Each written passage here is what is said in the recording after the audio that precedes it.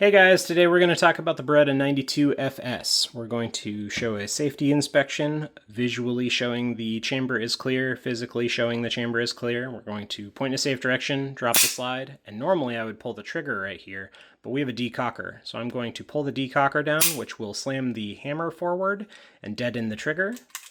So now I can pull the trigger as much as I'd like and we know it is safe. We have a magazine here, no round in the magazine that we're using today.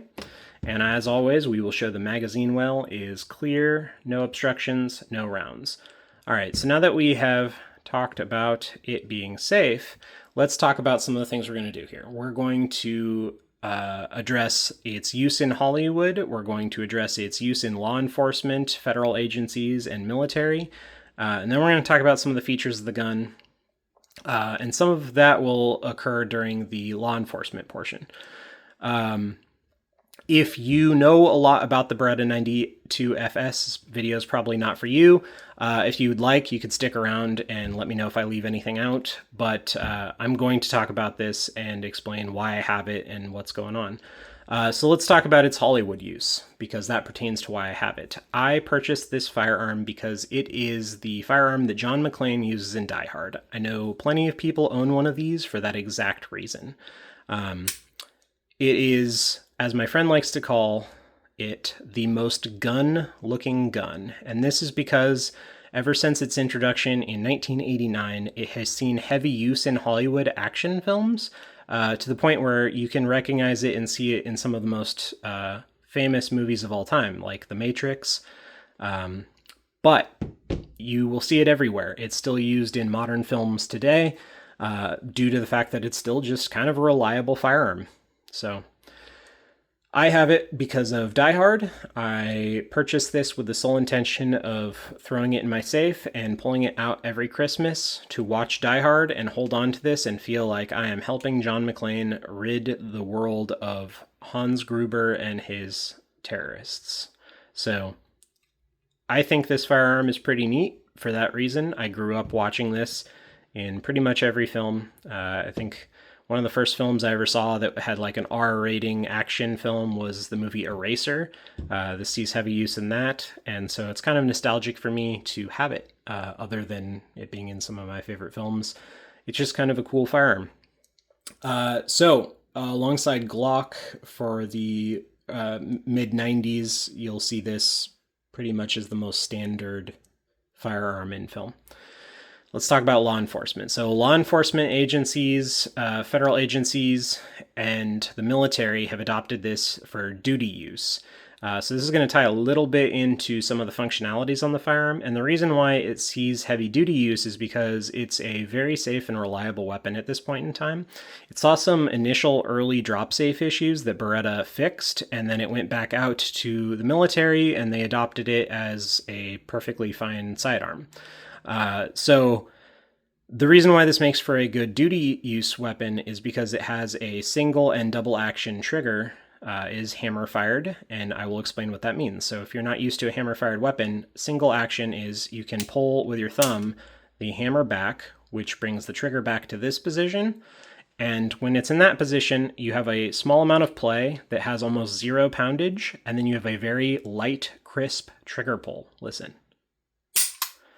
Very light poundage to do that. And then the hammer slams forward into the firing pin, which we will show right there. You will see that I have cocked the hammer back slightly, and it has stayed in this position where there's that small gap there. That's because this has a half cock feature that prevents the hammer from slamming into the firing pin if you don't pull the hammer all the way back or pull the trigger all the way back. So we're going to put this back in a non-firing position. So now that we have this in this position, I will explain double action. So double action, the hammer is forward, and if you pull the trigger, the hammer comes back until you reach the end and the hammer slams forward. So that's what I mean. If you prime the hammer with a double action trigger pull, and then you let go, it stays in this half-cocked position right here so that it doesn't hit the firing pin. So the last thing you want is to pull this a little bit, let go, and have that slam forward and fire off a round. Okay, so that's the single and double action and we're going to talk about the decocker. So the military was pretty interested in having the ability to safely decock the hammer, because if you are putting this in the hands of a bunch of 18-year-olds who have never shot a firearm before for the first time, when that hammer is pulled back, what do you do? Like, how do you get around out of the chamber? How do you put it in a safe position?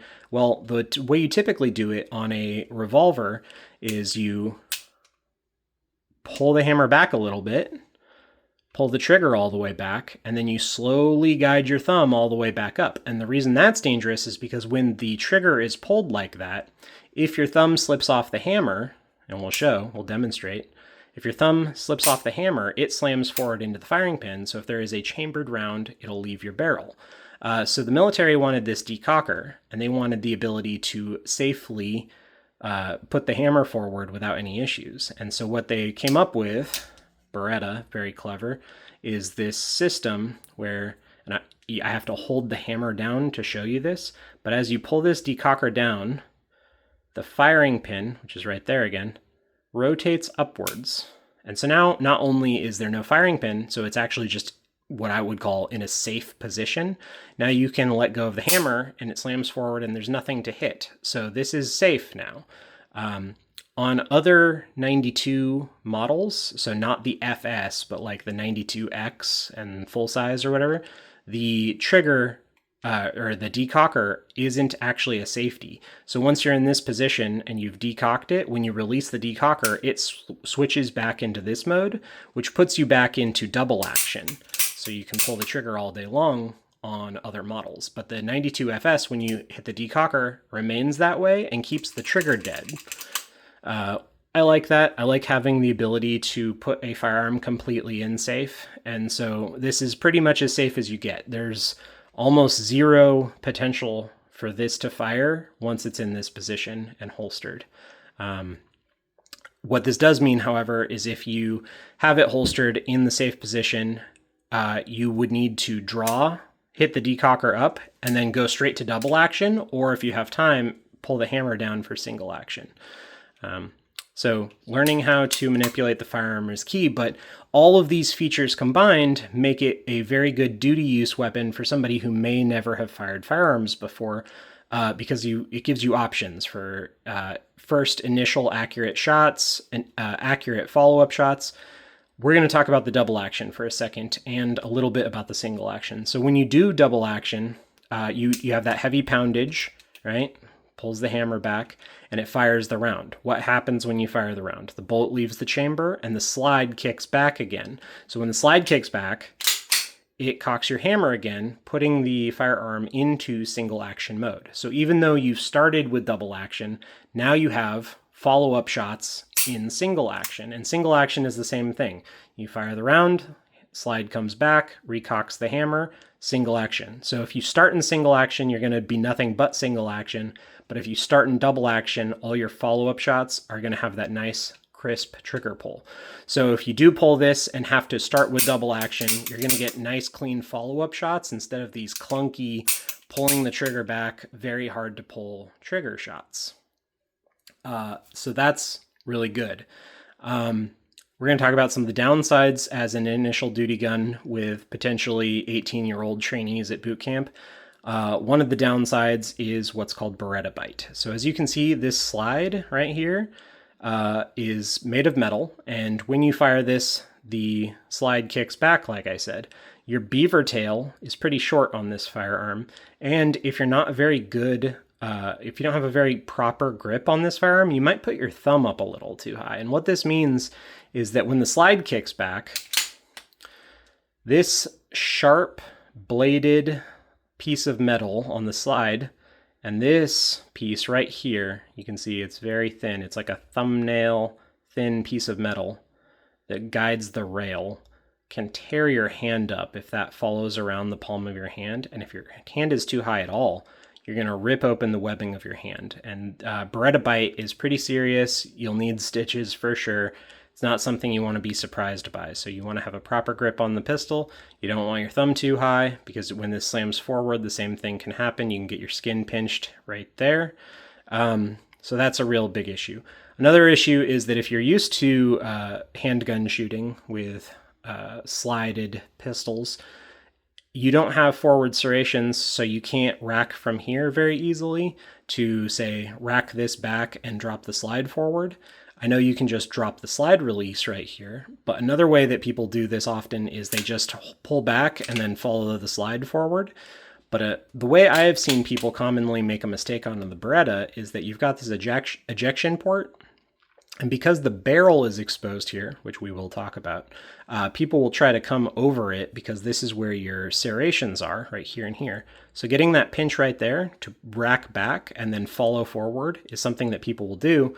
But because your hand is now over the ejection port, you can pinch your skin in between the barrel and the back side of the slide. And I'm going to demonstrate here. The spring is very heavy. So imagine your hand being in that ejection port. It would hurt. So that's something to be wary of. The third thing is the barrel is exposed. So let's say you're at the range, you've shot this 10, 20 times for qualification, and now you go to do something with it like, oh, I want to check the chamber, and you go to rack this back. If you're a little too far forward and you touch this barrel has heated up, and because it's exposed, you might burn yourself. So be real careful of touching the barrel on this firearm. It is metal, so the heat dissipates pretty quickly. It'll dissipate into the slide and the frame, and it won't be hot to the touch here, but you will notice that it dissipates some of that heat much faster than some other things would. Okay, so we've talked about its Hollywood time, its duty time, why it's a good duty weapon. We're going to talk about some of the features. So it is a 15-round magazine, which is very nice for the early 90s for a handgun at all. Double stack was relatively new. You'd see people using 1911s and revolvers a lot in field use. So having a double stack with 15 rounds was pretty impressive, and this was the firearm that kind of made that popular along with Glock. So 15-round magazine, it's got a very, very nice grip. You can see that the sides are, they're pretty flat, but they have some rounded portions here on the back, which cup your hand quite nicely. The iron sights. So the iron sights are white, high vis, and it can get a little distracting having high vis on your back sights, but it's pretty easy to obtain your target even at night with that white high vis. It's a little harder at night, obviously, but very crisp target sights. So these, as far as I know, are not combat sights. They are 6 o'clock target sights. So if I want to hit, we're going to put my magazine here. If I want to hit this little dot on the magazine, on combat sights, you would cover up the dot. But with 6 o'clock target sights, you want that just above your front sight post. And so that's really good, really, really easy to use, and easy to acquire with those high vis. The irons are mounted onto the slide. There is no easy way to adjust them without a iron pusher. So you would be able to push this to the left or the right. But out of the box, this shot fine. I had no problems accuracy-wise with this. Okay, so very accurate, very safe, good irons. The trigger's great. The magazine release is great. We're going to talk about the magazine a little bit. So magazine release drops the mag. One of the downsides is they hadn't quite figured out magazine wells, and like having a wide magazine well allows for faster reloads. This is coming off an era where the manual of arms for firearms was to retain the mag when you did a reload. So you'd fire off all 15 rounds and then you'd hit the magazine release, and most mags would stop about there, so you could yank it out and retain the mag to keep for later use before you popped your new mag back in. So this being one that drops free is pretty modern in terms of magazine releases. but they didn't quite figure out that you want those fast reloads, so you really have to line this up and jam it in there. A little while later, they'd figured that out, and most polymer striker firearms have that feature. So you can still see some of the downsides. It comes apart pretty easily. You've got this lever right here with a pin right here, and this button is the full takedown.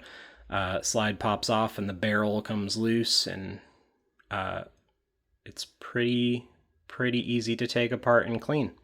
One more downside. I said all of this is metal. The polymer grips are very nice, but you have one more plastic piece on this. It is your guide rod. Your guide rod is this weird plus-shaped guide rod that's made of polymer, and the spring encapsulates it. You can replace this with an aluminum or steel spring, but like I said, I'm not going to upgrade this firearm at all. So I'm going to leave the polymer one in there. This is just going to sit in my safe, except for Christmas. I have taken it out shooting a few times now. I highly recommend, if you get a Beretta 92, first time you take it shooting, even though this is not necessarily the safest thing to do, don't wear shoes. Do the John McClane and shoot it barefoot for the first time. You probably should be wearing shoes when you shoot firearms in case you need to run or hot brass falls down on your feet. This is probably not the best, but it's a good experience. It gives you the John McClane feeling. Okay, so we have talked about that. The other thing, the kind of downside that the FS will have is that it is not optics cut, obviously. This is kind of before people started putting optics on handguns. They didn't really think you needed anything but irons. So if you did want to put an optic on an FS, you would have to mill it out. I think that kind of defeats the purpose of owning an FS. If you do want an optics cut Beretta, just go with the M9. The M9 already comes optic cut, and it's got pretty much all the same features as the FS, other than the decocker is just a decocker and not a safety. So yeah. If you know more about the 92FS than I do and you have something to add, drop a comment, and I'd love to see it so I can maybe put out a correction that I can pin in my comments. If you have any questions that I didn't cover, again, drop a comment. I'll respond. But thanks for watching, guys.